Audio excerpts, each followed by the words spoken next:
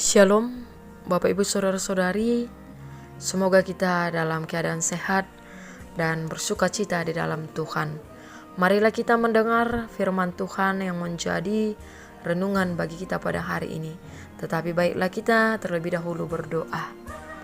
Ajari kami Tuhan selalu berbahagia, bersuka cita, sebab Tuhan yang masih menuntun memberkati kehidupan kami hingga pada saat ini. Amin.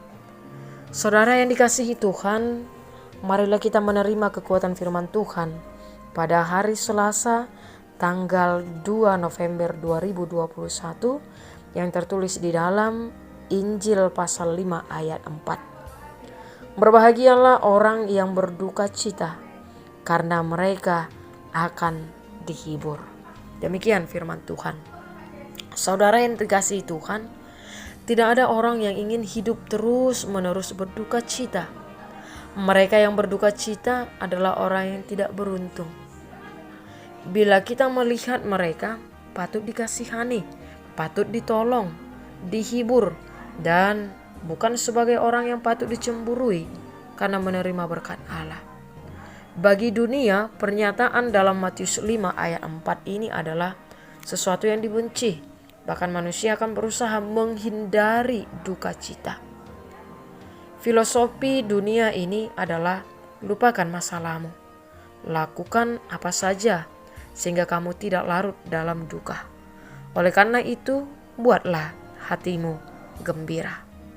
Bapak Ibu yang dikasihi Tuhan, Tuhan Yesus mengatakan, berbahagialah orang yang berduka cita, karena mereka akan dihibur. Apa maksud Tuhan Yesus mengatakan berbahagialah orang yang berduka cita? Ini sesuatu yang membingungkan tentunya bagi kita. Jika bahagia, mengapa harus berduka cita? Dan jika berduka cita, lalu kenapa bisa bahagia? Apa maksudnya? Kalimat ini hanya dapat dipahami dengan iman Kristen. Ada ribuan duka cita yang bukan bagian dari teks ini. Tuhan Yesus tidak bermaksud mengatakan, berbahagialah engkau yang mengalami kematian anggota keluargamu, bukan. Berbahagialah engkau yang berduka cita oleh karena dunia ini, bukan. Bukankah Tuhan Yesus menangis ketika melihat kesedihan hati Maria dan Marta karena saudara mereka Lazarus mati? Namun bukan duka cita karena kehilangan pekerjaan, duka cita karena gagal, duka cita karena ditinggalkan teman, juga bukan duka cita karena dikhianati. Bukan itu yang dimaksud oleh Kristus. Duka cita yang dimaksudkan oleh Kristus dalam ayat ini adalah duka cita spiritual. Bagian ini berbicara tentang duka cita yang lebih mendasar daripada duka cita karena kehilangan sesuatu. Tuhan Yesus berbicara tentang duka cita karena menyadari keterbatasan dirinya. Duka cita karena pertobatan. Berduka cita karena dosa, kejahatan. Berduka cita karena telah kehilangan kebenaran. Orang-orang yang berduka cita seperti ini akan dihibur oleh Allah. Itulah yang dikatakan oleh berbahagia di dalam berduka cita. Oleh karena itu, Bapak Ibu Saudara-saudari, ketika duka cita atau perpisahan itu terjadi di dalam hidup kita, ketika masalah terjadi dalam kehidupan kita, kita akan mampu bersuka cita. Kita akan menerima penghiburan, kekuatan dari Tuhan. Maka dari itu jangan pernah andalkan kekuatanmu. Jangan pernah andalkan dirimu, pikiranmu, banyaknya pengetahuan yang kau miliki, harta, jabatan, karena semua yang kita miliki itu tidak mampu menghilangkan duka cita kita. Semuanya itu tidak mampu menjamin kebahagiaan bagi kita.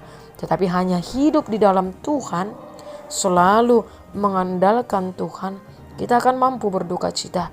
Walaupun dunia begitu sakit, tetapi kita akan mampu karena Tuhan yang memampukan kita. Biarlah kita yang berduka cita, yang berbeban berat, menerima kekuatan yang daripada Tuhan.